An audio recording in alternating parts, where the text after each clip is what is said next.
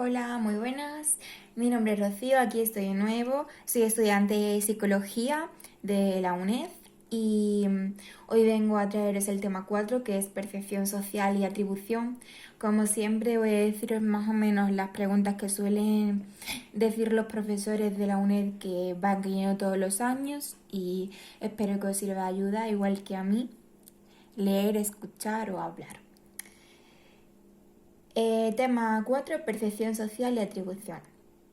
1. Introducción. La percepción abarca los procesos relativos a cómo entendemos, seleccionamos e integramos la información nueva que nos llega de los demás para formarnos una primera impresión de alguien. Vale, pues la percepción es algo que sí suelen pedir. Dice, la atribución son explicaciones que damos a causas de conductas. Hay dos procesos de percepción social. Una pregunta importante, ¿en qué se fijan las personas cuando interactúan con otras? Pues bien, hay dos elementos de percepción, que está la selectividad y el carácter activo. La selectividad es cuando percibimos de forma selectiva, como por ejemplo la atención selectiva, en este caso cognitivo y motivacional, y el carácter activo son las personas que clasificamos la información en categorías. La percepción no tiene lugar en un vacío social, ocurre en el contexto dinámico de la interacción social. Existen esquemas mentales, que está el arriba abajo, que proviene del sujeto, conocimiento almacenado, y luego está el abajo arriba, que proviene del medio, son los estímulos y personas, ¿vale? Son dos muy diferentes. Arriba abajo proviene del sujeto y abajo arriba proviene del medio. Algo importante que decir, una de las preguntas que suelen preguntar es la realidad construida, que viene de aquí, del conocimiento del esquema mental arriba y abajo. Una pregunta que suelen decir de unos alemanes al planificar un negocio con una persona de esta nacionalidad, en el esquema mental arriba y abajo, ¿qué sería? Pues la respuesta sería una realidad construida. Pero bueno, esto es centrándonos en una pregunta de un examen del año, no sé. Seguimos con los esquemas mentales, que serían el receptor, lo que sabe y conoce, lo que espera percibir y lo que percibe. Vamos como por etapas, ¿no? Y luego está arriba el receptor y abajo del todo está el medio, ¿no? El medio solamente son pues las características del estímulo, que también llega a lo que se percibe. Llegamos a lo que se percibe mediante el receptor y mediante el medio. Y las dos clases de procesamiento pues se combinan. La conducta no verbal es el intercambio dinámico y casi siempre cara a cara de información mediante claves que no son palabras. Es fundamental en la percepción de otras personas, información de sus emociones e intenciones. Su expresión y su interpretación dependen del contexto. Formación de impresiones. Hay diferentes enfoques. Está la configuración gestáltica y la combinación lineal. La configuración gestáltica está centrada en la coherencia de la impresión y la combinación lineal en el carácter evaluativo. Luego está gestáltica, ¿no? Es importante, parte de una pregunta de examen. Son rasgos centrales y periféricos. Parte de la base de una lista de rasgos, cada uno de ellos depende del conjunto. Bien, pues resolvían las inconsistencias cambiando mentalmente el significado de alguno de los rasgos inconsistentes. La combinación lineal, los rasgos son independientes entre sí y existen tres modelos. Está el modelo suma, el modelo promedio y el modelo ponderada. El modelo suma es la suma del valor de todos los rasgos de la lista. Cuantos más rasgos positivos, mejor, aunque sean de poco valor. Modelo promedio. Niega la validez del modelo suma. Se halla la media de los valores de los rasgos. Pocos rasgos, pero muy positivos. Y luego la media ponderada, que no todos los rasgos tienen el mismo valor. El valor depende del contexto y sirve para reducir las inconsistencias. Muy bien, pues cuando nos preguntan cuál es más probable que predomine el enfoque de combinación lineal, tenemos que decir que cuando tengamos un interés personal en la persona percibida, como hemos hablado antes. Bien, pues seguimos con el enfoque de Fiske y Neumberg. el receptor observa a un individuo, ¿vale? Entonces lo llevamos a cabo a la categorización inicial automática. Esta le hacemos una pregunta, le decimos, ¿el receptor tiene interés en esa persona? Si es sí, pues tenemos total atención a una nueva información sobre la persona. Si es no, pues lo que hacemos directamente es que la persona en sí es un ejemplar, ¿vale? Si es sí, le decimos y se confirma la categorización social. Si es sí, de nuevo, la persona es un ejemplar, y si es no, pues buscamos un subtipo, ejemplar o una nueva categoría. ¿Encajan algunos? Si es sí, volvemos a que la persona es un ejemplar, y si es no, integramos toda la información de otra persona, dato a dato. Eso se llama integración basada en características personales. Las características, pues, son factores cognitivos y motivacionales. ¿Qué factores influyen en la percepción social? Bien, pues existen los factores asociados al receptor, los factores asociados a la persona percibida y los factores relativos al contenido de la percepción. El primero, factores asociados al receptor.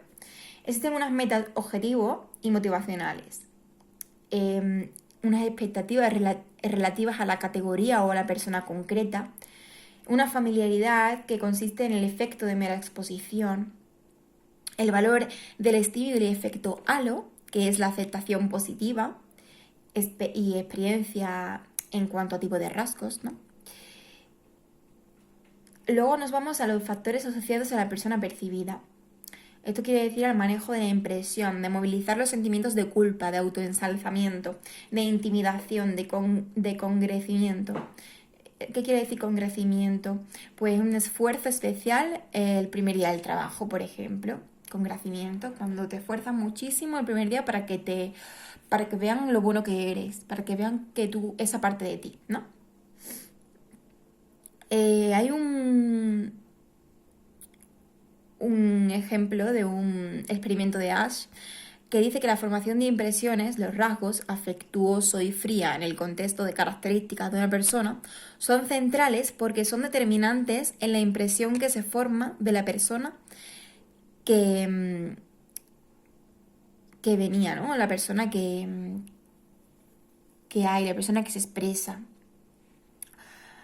Bien, existen factores relativos al contexto de la percepción. Aquí llamamos el efecto del orden y hay dos efectos. Está el efecto de primacía y el efecto de renuncia. El efecto de primacía es mayor influencia de los primeros rasgos y el efecto de renuncia es el mayor influencia de los últimos rasgos. El punto 3 nos indica el proceso de atribución. Son las explicaciones del porqué de una acción o de un suceso para la predicción y el control de nuestro entorno. Existe un análisis ingenio de la conducta, según Heider, que habla de lo personal disposicional o lo situacional, ¿no? En lo personal nos dice cosas internas. Internas, pues, ¿por qué? Pues, un suspenso, por ejemplo. ¿Por qué personal interno? Pues es personal e interno porque si yo, por ejemplo, digo suspendo, ¿por qué? ¿Situacional o personal? Pues más que nada por una causa personal interna. Luego actor o más atribuciones del actor o más estables. Y las situacionales están causas externas, contexto, tiene que ver menos atribuciones al autor o menos estables. Hay tres aspectos: intención, capacidad y motivación. Dicen una pregunta, cosa que suele entrar en el examen, ¿vale? Con crecimiento también entraba en el examen. El efecto de acción de Davis y Jones, suelen preguntarlo mucho, que proporciona más información para realizar una inferencia correspondiente. ¿Qué quiere decir esto? Pues los efectos no comunes entre dos alternativas sería la respuesta correcta. En la teoría de las inferencias correspondientes, habla Edward Jones, trata de explicar cómo se llega a la conclusión de que una conducta se corresponde con alguna disposición interna del autor. Están las inferencias correspondientes que llevan a cabo a las disposiciones internas del autor. Por ejemplo, ejemplos no comunes de la acción en comparación con otras alternativas. Llevan a cabo a la frecuencia y deseabilidad social de la conducta. Todo esto son efectos de la conducta que afectan al observador. Es importante mencionar la relevancia hedónica. ¿Y cuándo existe esa inferencia disposicional? Pregunta de examen. Cuando el efecto de la acción no es deseable. El modelo de covariación, ¿qué es covariación? Esto es una preguntilla de examen. Covariación se aplica, es necesario diferentes casos de un mismo suceso, ¿vale? Y ahora nos centramos en el modelo de covariación y los esquemas causales. Y lo lleva Errol Kelly, ¿vale? Kelly. Analiza qué tipo de información se utiliza para llevar a una atribución causal, es decir, persona, estímulo, situación. Información, tenemos esa información que se distingue en 3 fases: de consenso, de distintividad o de consistencia. Bien, pues hay una pregunta importante que ha caído varias veces, que por ejemplo, ¿qué atribución se descarta cuando se da un consenso bajo, ¿no? Ya que estamos hablando de esa información de consenso, pues la atribución al estímulo. Hemos hablado antes de que el modelo de covariación y los esquemas causales analiza qué tipo de información se utiliza para llegar a una atribución causal, ¿vale? Y hemos hablado de persona, estímulo, situación. Pues la atribución al estímulo en el caso del consenso, cuando se da bajo. 2 tipos de esquema: causas múltiples necesarias, que son 2 o más causas, y causas múltiples suficientes, que es más de una causa. El enfoque de las explicaciones causales centrado en la concepción popular del comportamiento. Bien, ¿qué es esto? Pues se basa en la estructura de los elementos que utilizan niños y adultos en sus expresiones cuando tratan de dar sentido a la conducta observada. Para Maye, las razones que están detrás de la intención, las razones como al elemento clave de la estructura de las explicaciones sobre la conducta. Si un actor es el primero que atiende, pues hablamos de percepción, ¿vale? El sesgo de correspondencia. ¿Qué es esto? Es una tendencia a enfatizar las explicaciones basadas en características disposicionales del actor, en comparación con las basadas en el entorno cultura individualista, es decir, más atención a la persona. Colectivista sería más atención a la situación. Los colectivistas pues son más sensibles a las claves situacionales y son llamativas. Tenemos que saberlo. Los sesgos favorables del yo. Son atribuciones sobre la conducta que favorecen la visión que la persona puede tener de sí misma. Es como un mecanismo que ayuda a mantener la autoestima, ¿vale? Tenemos atribuciones autoensalzadoras, atribuciones autoprotectoras. Existe motivacional y cognitivo. En lo motivacional tenemos A, proteger la autoestima; B, controlar la situación; C, causar buena impresión en los demás.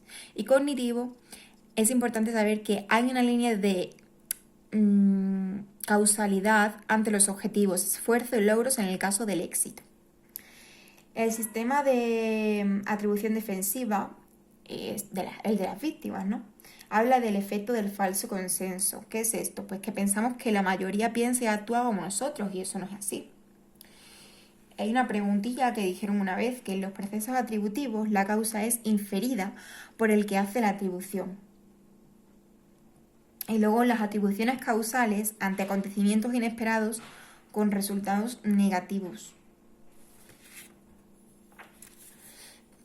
Las consecuencias de las atribuciones, tenemos una teoría que es la teoría atributiva de Weiner, que da 8 explicaciones causales posibles, y tenemos la interna, la externa, y dentro de cada una de ellas, pues, la controlable y la incontrolable, la interna y la estable e inestable, y en la externa igual estable e inestable.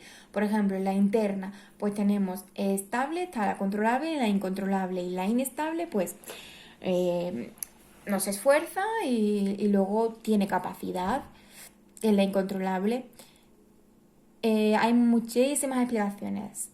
Digo 2 preguntillas más de últimos exámenes que han salido, como que los procesos de atribución se relacionan sobre todo con los motivos sociales básicos de comprensión, control y potenciación personal.